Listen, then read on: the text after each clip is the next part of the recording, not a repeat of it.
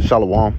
First and foremost, I want to give all praises, honor, and glory to Yahweh, Bahashem, Yahweh Shah, Bahashem, Makakadash, and double honors to the elders and apostles of Great Millstone who rule well, and peace, love, and salutations to the hopeful elect.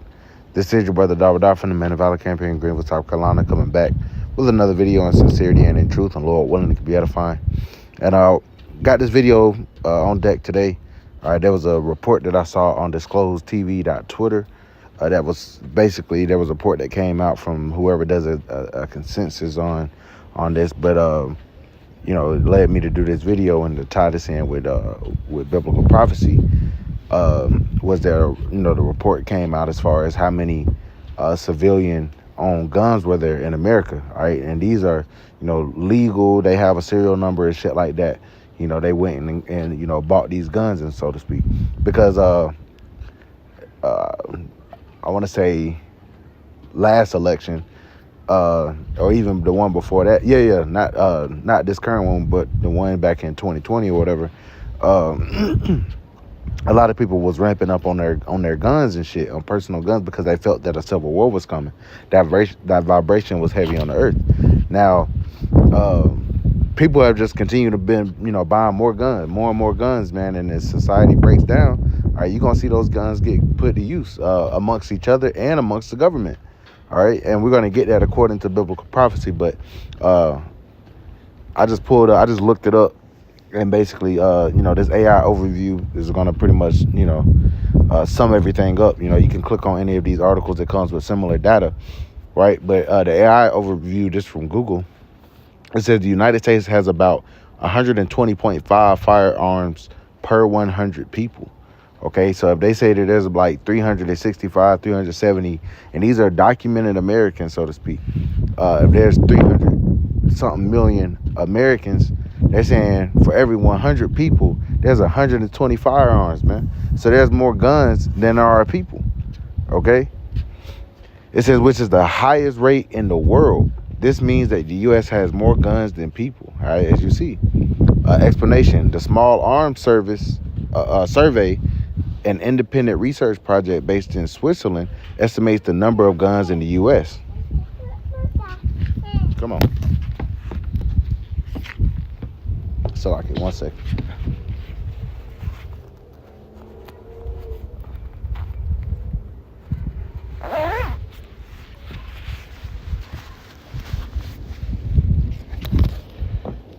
All right, it says the Small Arms Survey, or the SAS, an independent research project based in Switzerland, estimates the number of guns in the U.S.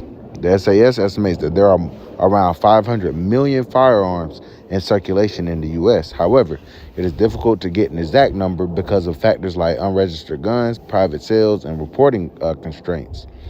Gun ownership varies by region and demographic group. For example, 36% of adults in the South say they own a gun compared to 16% in the Northeast. So there's also areas that have more guns than others. All right, the South, you know, already know, man, these Bible Belt Edomites, you know, and these gun-toting, you know, Edomites, you know, and if they in the Bible Belt, you know, a lot of them are Christians and whatnot, but they definitely believe in their Second Amendment right, the so-called right to bear arms. But some places they're pretty much banned. Handguns and stuff are banned, you know. So it varies by the region. So that's pretty much the overview. So they're saying there's like 500 million guns in America, man. So what does that mean? All right, and the Lord has put the spirit, because man's goings of the Lord. How then can a man understand his own way? So if the Lord put the spirit on these men or on these people, because it's not just men, it's women that's buying guns as well, thinking that they're going to use it to have a protection. That's why when America pretty much goes, you know, when it collapses on itself, all right, and all hell breaks loose, and you have the military, you know, they're trying to gather everybody up and shit like that. They're going to be met with great resistance, and that's according to biblical prophecy. So it's the spirit that there's more guns than people. It's the spirit that there's 500 million firearms in America, right?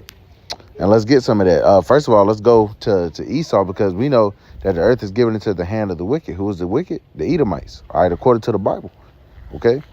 They're known as the wicked, and their forefather Esau, This was the blessing, you know, because if you go into this account, you know, Jacob, right, which name is Yaquab in the Hebrew, which means to supplant. He supplanted his brother out of the birthright. So he still went to his father weeping for a blessing, and Isaac did bless him, right? This is Genesis chapter 27. We'll start at verse 2. Well, verse 37. Genesis chapter 27 and verse 37. It says, and Isaac answered and said unto Esau, behold, I have made him thy lord, and all his brethren have I given to him for servants, and with corn and wine have I sustained him. What shall I do now unto thee, my son? So he said, I already didn't bless, you know, Jacob.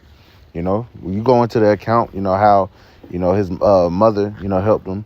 You know, he ended up, you know, making a dish that, you know, his father liked, right? You know, he put the fur on him, you know, and it made it seem like, you know, that was Esau, you know, because Jacob was up in, not Jacob, but Isaac was up in age, you know, so he was ready to bless his son, and typically it goes to the firstborn, but the Lord set it up differently in the spirit, and you can read Romans the 9th chapter concerning that.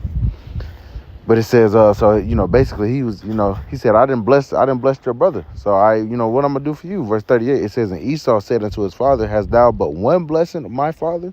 Bless me, even me also, O my father. And Esau lifted up his voice and wept.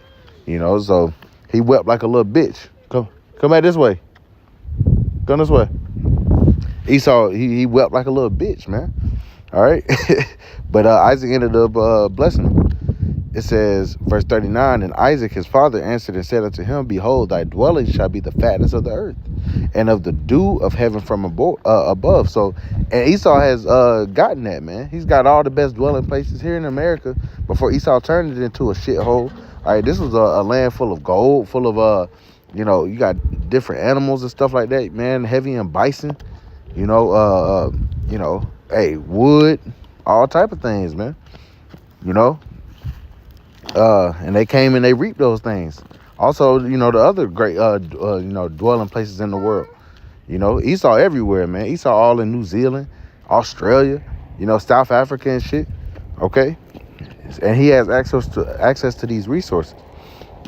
Verse 40, and by thy sword shalt thou live, and shalt serve thy brother. And it shall come to pass when thou shalt have the dominion, that thou shalt break his yoke from off thy neck. So. By thy sword shalt thou live, you know. So the Lord, Isaac said unto Esau that, you know, it was all through the spirit, that you're gonna live by your sword. What's the modern day sword? The gun. Okay, you know, ain't nobody pulling out, you know, these long swords and shit no more. You know, not in you know, everyday combat. All right, those guns are what's being used now. So it's you know. And not to say Jake don't be owning guns, because Jake own these guns and shit too, but they don't know how to, no, come on.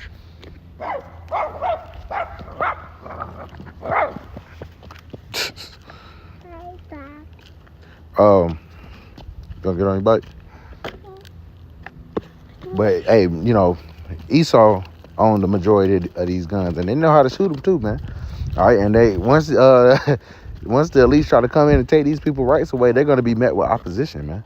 All right, you know, that's going to be Esau turning against himself. That's Satan divided against himself. His kingdom isn't going to be able to stand. All right, because they've been trying to get these people to give up their guns for the longest. All right, but you know, the Lord has these people gathering these guns and shit for future prophecy. Now, to us, you know, we ain't trusting in our in no guns. You know, even King David said he don't trust in his sword. You know, neither shall his bow save him. You know, but our strength coming from Yahweh Bashim Yahushua. All right, if you got one, you know, it's not illegal to have one. If you know, got all the paperwork and shit for it, whatever, you know, you got a gun. But we know that's not the end all be all. That's not what's going to deliver us, right? But these people, they're going to trust in these guns, man. All right, and you're going to have people that when the looting starts and when people start going door to door, there's going to be people that's going to be trying to take people's shit with guns, and there's going to be people that's going to be trying to defend their shit with guns, man. All right, so it's going to be a bloodbath out here. So that just proves, going all the way back, you know, that the spirit of the wicked, all right, which is Esau, Edom, and his forefather, that was a blessing that was given unto him, and he's perfected that sword. all the way up to these ICBM thermonuclear missiles, man. Right? But even these low level civilians that have guns, all for future prophecy, man. Let's go ahead and jump up. Right? And this is all leading into Jacob's trouble, okay? It's not a coincidence that there's more guns than people, man. and you know, Esau got some. He gonna come through with some next level shit, military grade shit when it comes to putting down these people. But these people are gonna fight. Okay, they gonna fight for their country, man. But let's get this in. All right, Matthew the 24th chapter. Going down. This is Matthew chapter 24, and we'll go right to the point. It says, verse 6. It says, "And ye shall hear of wars and rumors of wars. See that you be not troubled. For all these things must come to pass, but the end is not yet. For nation shall rise against nation, and kingdom against kingdom. And there shall be famines, and pestilences, and earthquakes in diverse places." It says, all these are the beginning of sorrows. It says, so, hey, you know, that's the spirit that the Lord has. You know, the Lord's going to have these people rise up against each other, nation against nation, kingdom against kingdom. You know, there should be so, you know, and we seeing all these things come to pass, right? You know, we seeing all these things come to pass. And, you know, these swords, these modern day guns are going to be used as direct opposition, man. And what else? You know, also, you're going to have, you know, they're going to come up against the government and shit like that, you know. Let's see what else. Right.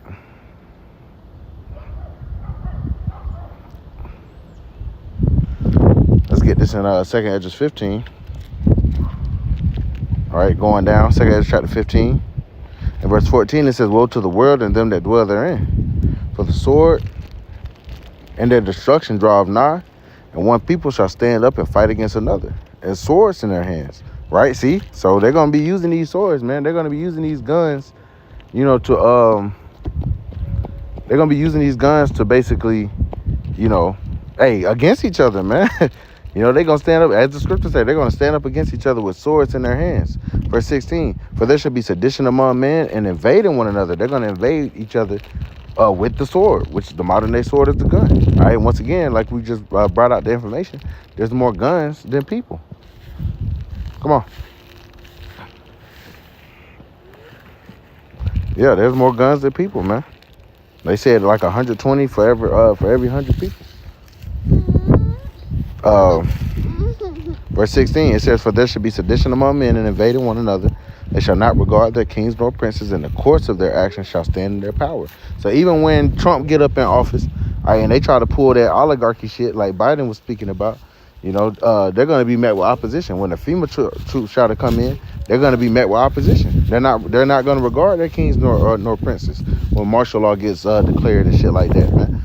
Okay, because best believe, you know, they Esau about to have this military out here, all right, and also with the pestilences and shit, you know, that they're going to push, and they're going to push these lockdowns. People aren't going to they're going to be reluctant to shut their businesses and go back in the house, man. They're not going to comply. They're already in their spirit of not complying. They blew the lid off the whole Crown Vic thing the first time around, you know. So why would they listen to these people again? So it says, verse 17, it says, "A man shall desire to go into a city and shall not be able." All right, martial law is going to be declared. All right, it's going to be lawlessness out here. It's going to be every man for himself, so to speak. Verse 18, "For because of their pride, the city shall be troubled, the houses shall be destroyed, and men shall be afraid. A man shall have no pity upon his neighbor, but shall destroy their houses with the sword and spoil their goods because of the lack of bread and for great tribulation."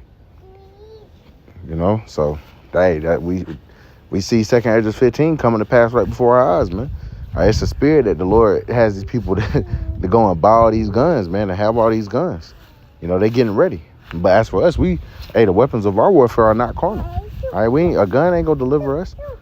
You know, the power of Yahweh Shema Shai is what's going to deliver us, man. So just wanted to bring out this quick lesson, Lord willing, it was edifying. I want to give all praises, honor, and glory to Yahweh, Bahashim, Yahweh Shai, Bahashim, Kakadash, and double honors to the elders and apostles of Great Millstone who rule well. Peace, love, and salutations to the hopeful elect. Till next time, Shalom.